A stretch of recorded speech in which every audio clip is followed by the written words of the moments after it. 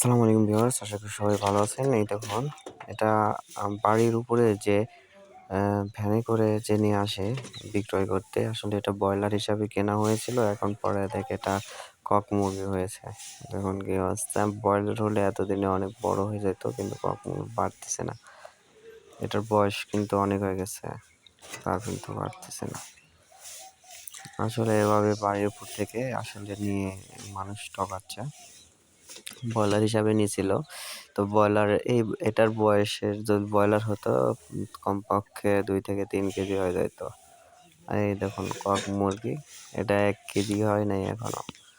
প্রায় 3 পোয়া কি 1 কেজির কাছাকাছি হবে আর কি। দেখুন, মনে হচ্ছে এটা কবুতর, কিন্তু আসলে এটা বাড়ির উপরে থেকে নেওয়া। রাস্তায় যা বিক্রি করে ভ্যান গাড়ি করে, সেখান থেকে নেওয়া হয়েছিল।